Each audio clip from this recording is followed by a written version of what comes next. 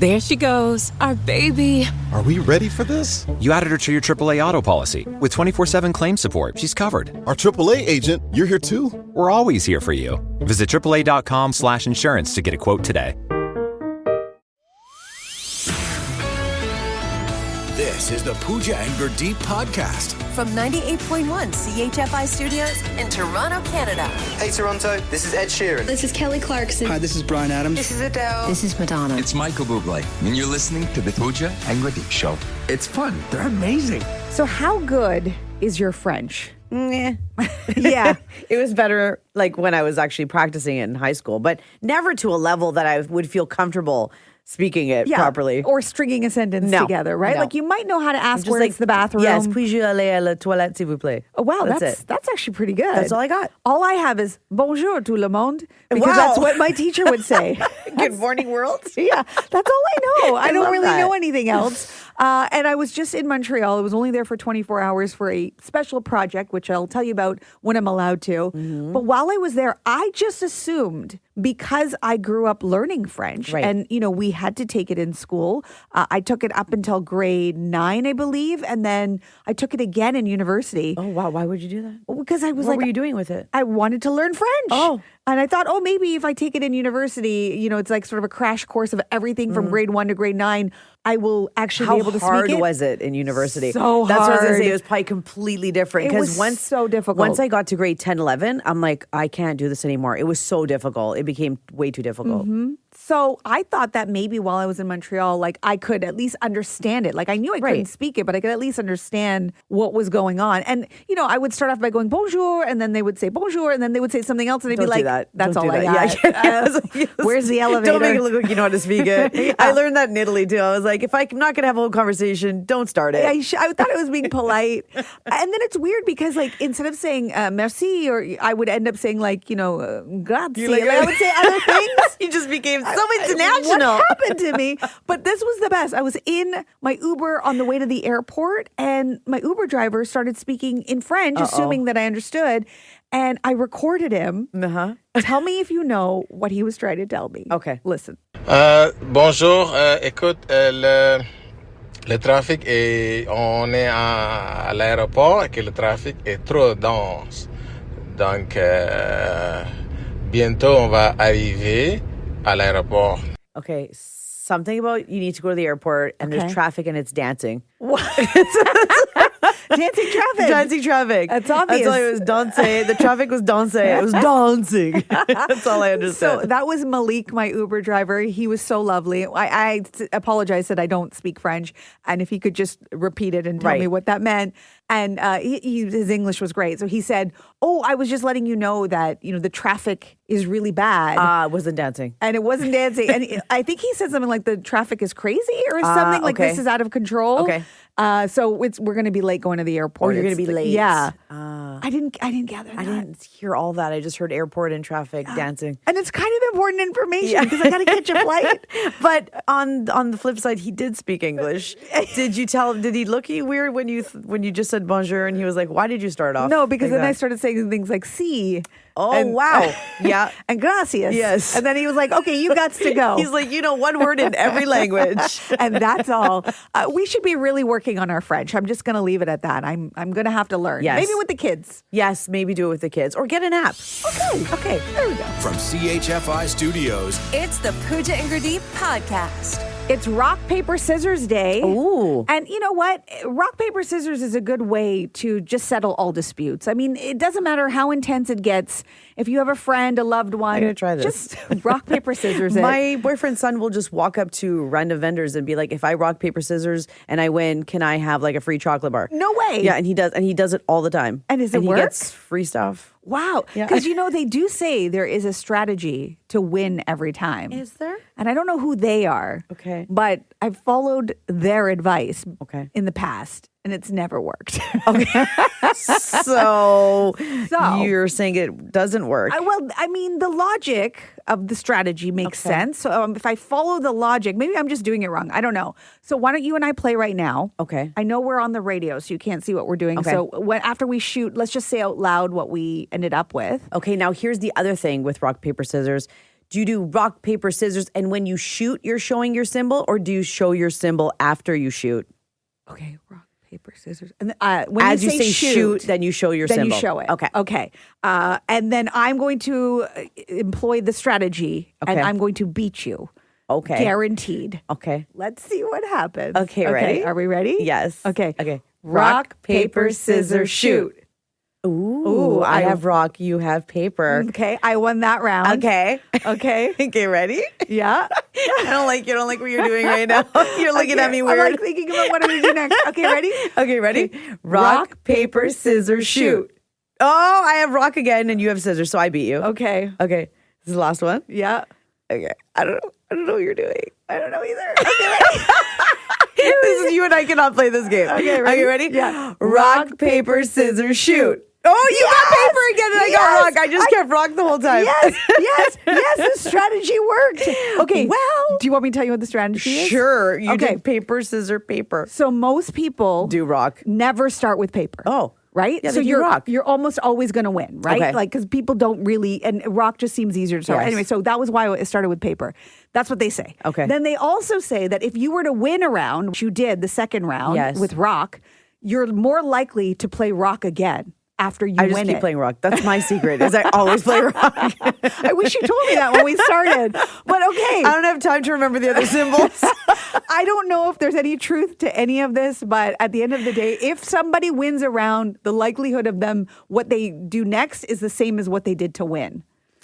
Okay, I get you. Okay, so you played paper because not many people will play paper on the first round. Yes. But then because I played rock, whatever I would have played in that round that I won is the likelihood that I'm going to play it again. So I just put what I thought would beat rock. This is such an easy thing to figure out. There you They're go. not confusing There you at go. all. Try it yourself, kids.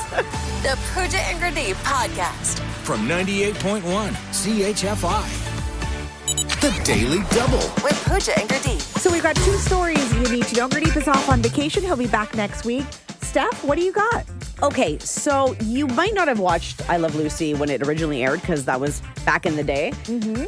But it's a show that you see, it just appears all the time. You might have seen all the reruns. Oh, yes. It's a classic show. My kids love I Love Lucy for how many times they've seen it. Who doesn't love this show? Yeah, it It's really just- is an awesome show.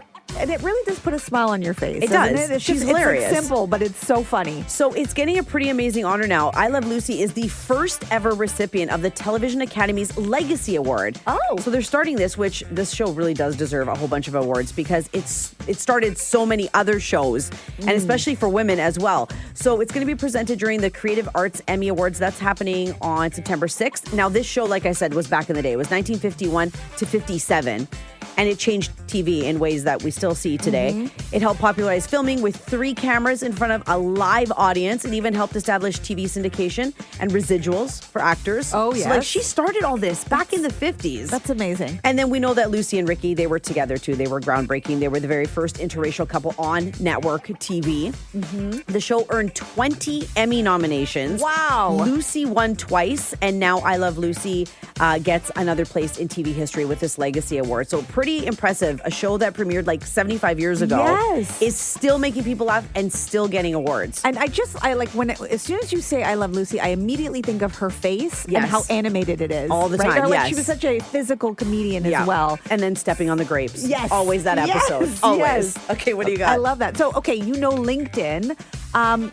You know it for using it for professional reasons, right? Yes. If you're going to Isn't that go what it's on, for? yeah, that's supposed to be the point. And I think anytime anybody shares anything, it's usually about their professional Are they career. sharing recipes on there now? Oh dear, no, No. But they are becoming an accidental dating app. No. Yes. No. Now, not allowed. They have said they're specifically not there for dating, and they've actually said like we don't encourage this at all. There's a new survey that's out that found 1 in 4 workers think it's acceptable to use LinkedIn to find a romantic partner. What? Yeah, nearly 1 in 5 have actually exchanged a romantic message there. Hold on. This, again, is supposed to be a work platform. Yes. Employment platform. Yep. So if you're not allowed to date in your building, in your office, at your place of employment, why is this now acceptable? It's basically the same thing. Which is why LinkedIn's saying, look, we don't encourage this. Younger workers, much more open to it. About 30% of millennials and Gen Z say they'd consider it.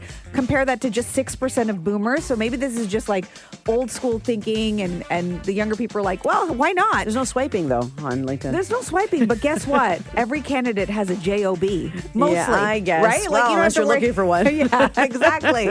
Maybe you're looking for a job and a boyfriend all in one. I don't know. LinkedIn says it's focused on preventing unwanted advances, but apparently there have been some success stories and even a wedding.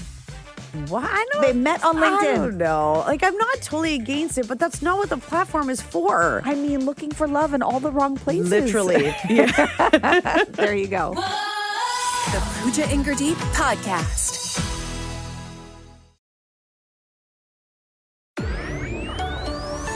This is the Pooja and Gurdeep Podcast. Dearly beloved, we are gathered here to find out what's bugging Stef. What's bugging Stef? So if people don't know, if something can go wrong, it usually does go wrong for you, unfortunately. And I need sage. I need to be saged, I think. maybe that will do the good trick. saging. You know what? Try it, because at I only this have point, time at home. So, inevitably something's bugging you. Yeah. And what is that? Okay, so, try and picture this. Okay. You're driving. I know driving already gets everybody's nerves up, especially in Toronto. Okay. There's so many things that go wrong on the road. Yes.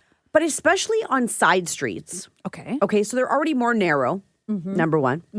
Number two, a lot of side streets, you can't park on them because they're already really narrow. There's traffic on them, whatever the case is. Yeah, there's sometimes signs that you're not allowed to park there. Right, and people don't care. Right. And they park there anyways. Right. So my thing is when did this stop being taught? Or do we just not care anymore? So Which part? you're driving on a residential road. Okay. And there are no cars parked on your side of the road. Okay. So you have the right of way to just drive right up that road. Okay. Now, the oncoming cars do not have a clear path. They have vehicles parked on their side of the road. Okay. So what would you do, Pooja, in dear. that situation? Oh, no, I'm feeling You have pressure. the clear path. Yep. The oncoming car has a parked vehicle on their side. Well, I mean, I think that if it's one of those things where the people in my lane are just going and nobody's getting a turn on the other side, I would pull over to the right and let them go. But that's because I'm very kind and generous. I know. So but I think you're part of the problem then. Okay. Because I usually do that too. I usually make sure that like this person's not just going to come at me head on, because that's usually what ends up happening. Yep. You're supposed to stop behind the parked vehicle and allow the oncoming traffic to go, because I don't have anything blocking my lane. So you got to wait until your path is now clear. Oh, okay. But what ends up happening is either somebody will stop and allow that person to go. Cool, no problem, that's fine. But when you see that I'm already approaching and you have a lineup of parked vehicles and you're trying to get in now this very narrow lane, why does this keep happening? It is daily in residential areas. Interesting. Daily. So I have to experience this almost every day on my drive home as well. I go down a residential street. Now, there's cars parked on both sides of this street. Which is even worse.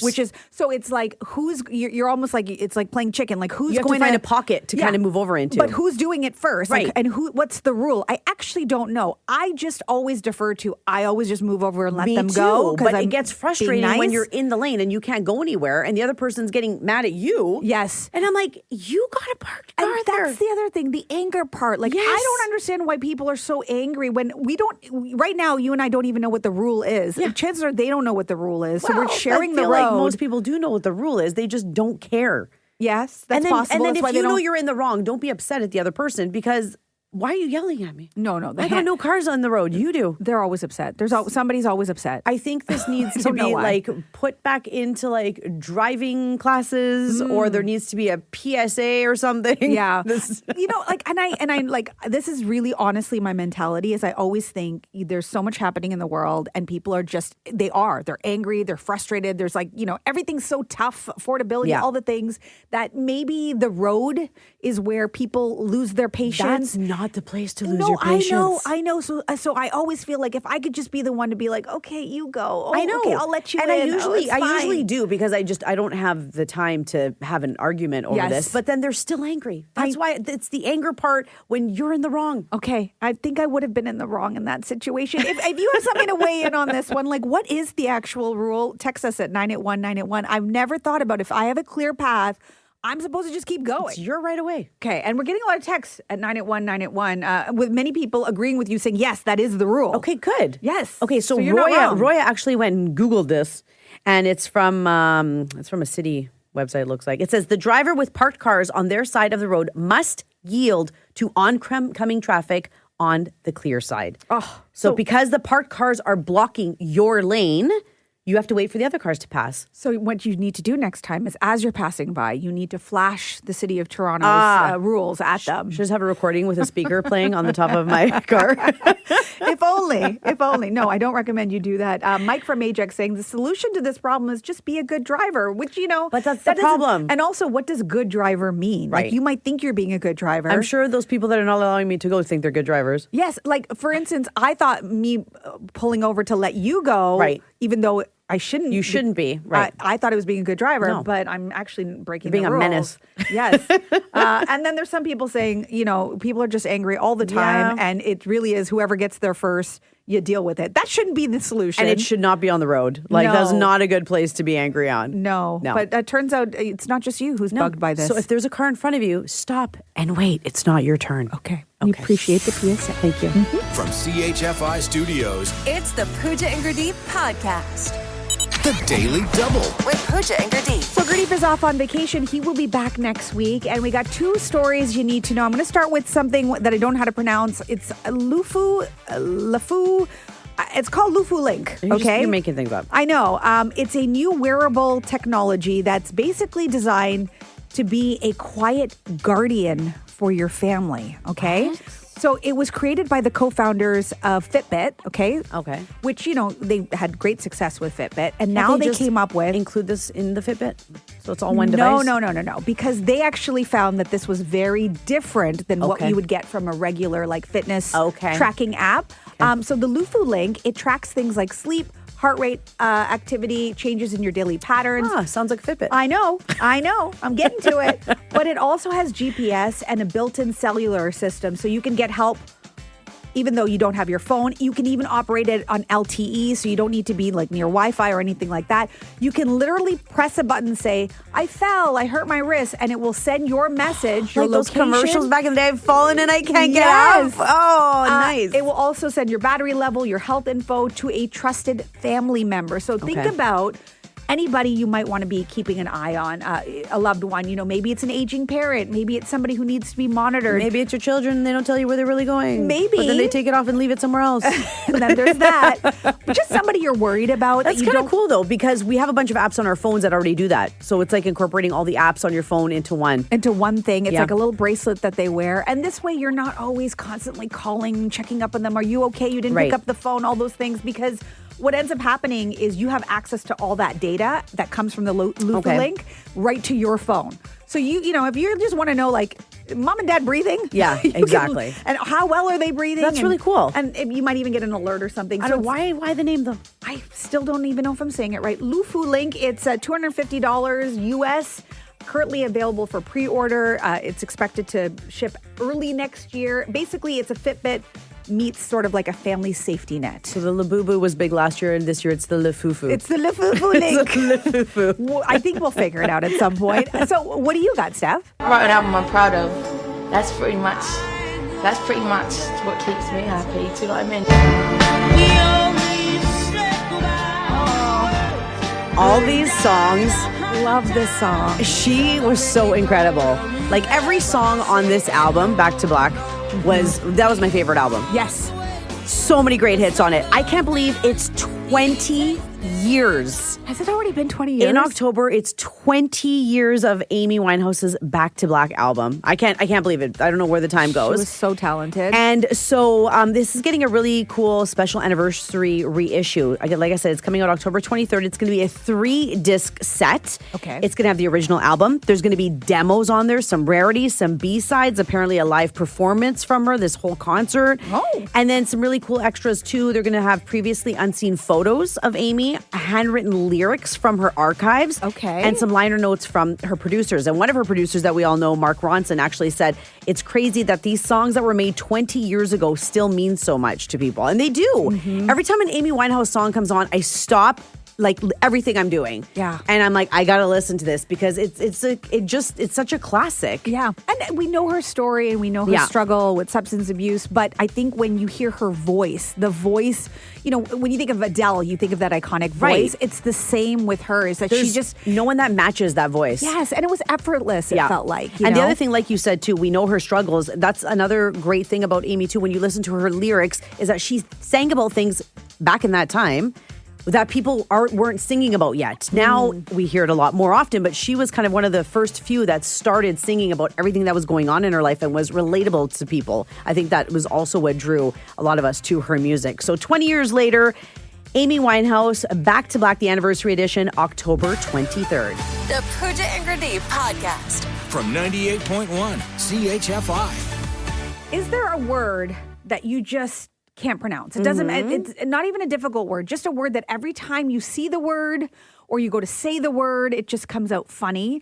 I remembered recently, because I was having a conversation with some friends with my husband, Paul, that there's a word for him that he just cannot pronounce. And it doesn't matter. Does he do it on purpose? No. Okay. It doesn't matter how many times I try to like correct him or even I'll show him the spelling of it. Somehow he gets it wrong. And this is what it sounds like. Listen. Hallelujah. Hallelujah. Hallelujah. Well, even tried to sing it. Hallelujah. And then when he says hallelujah, now I suddenly can't say it properly. Hallelujah. Hallelujah. Hallelujah. Hallelujah. Hallelujah.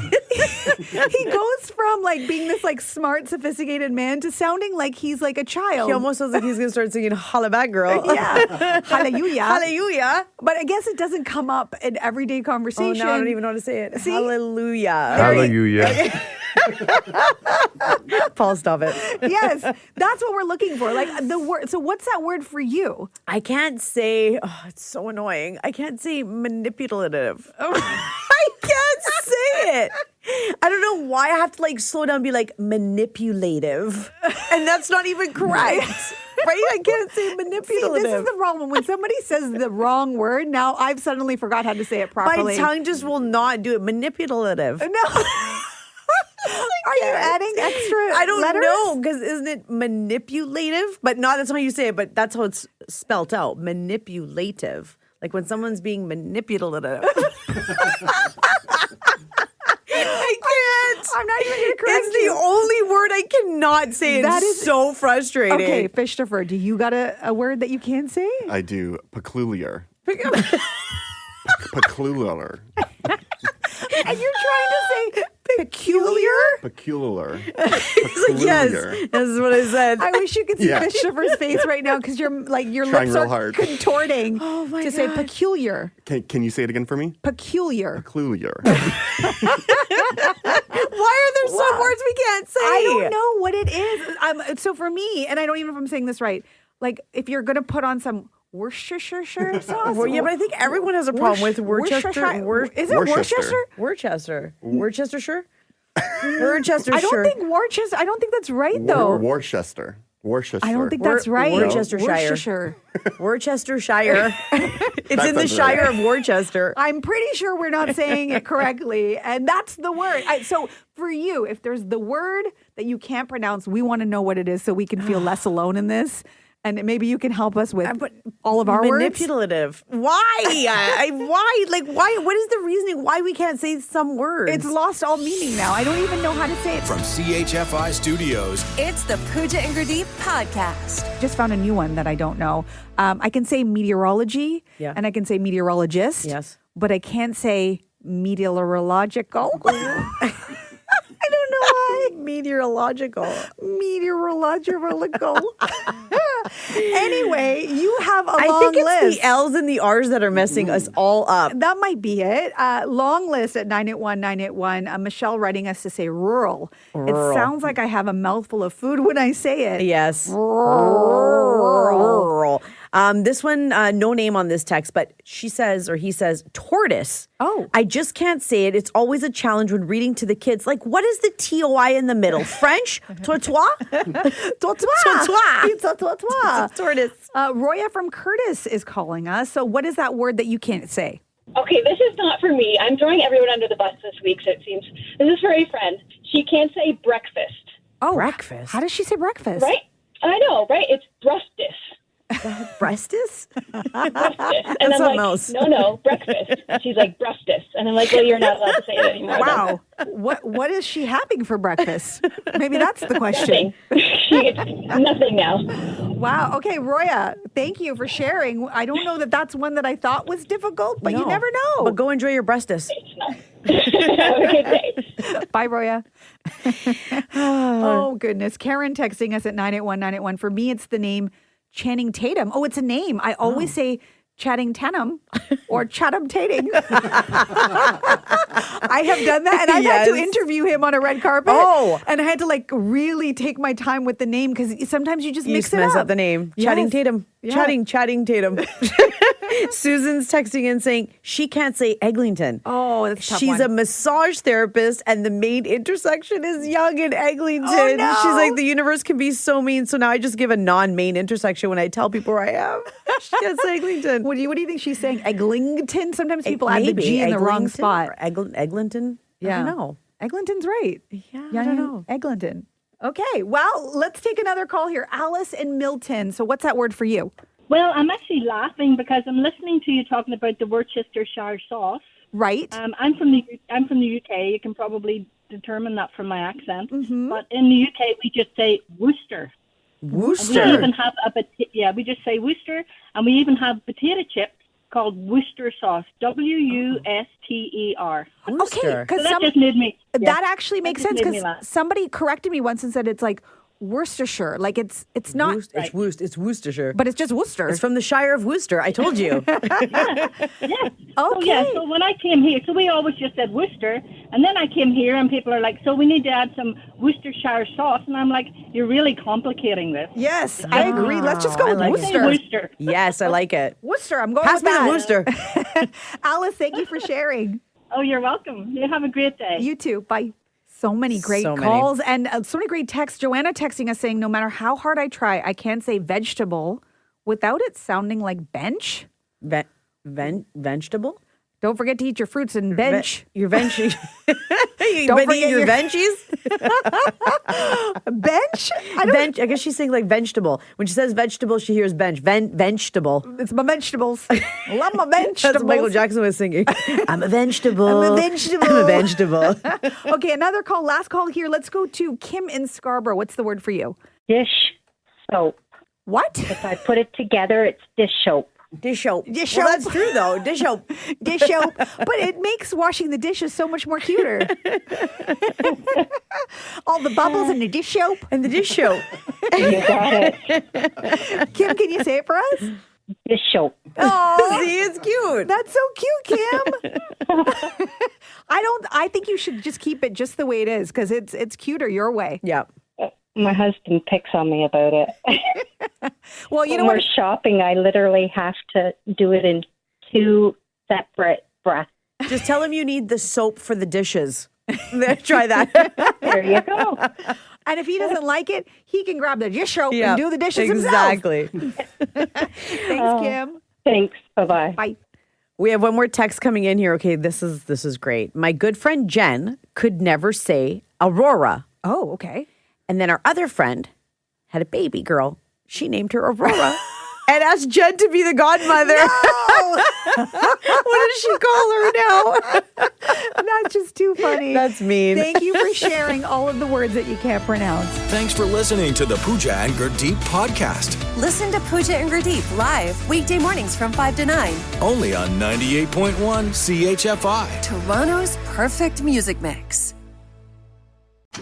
There she goes, our baby. Are we ready for this? You added her to your AAA auto policy. With 24/7 claim support, she's covered. Our AAA agent, you're here too? We're always here for you. Visit AAA.com/insurance to get a quote today.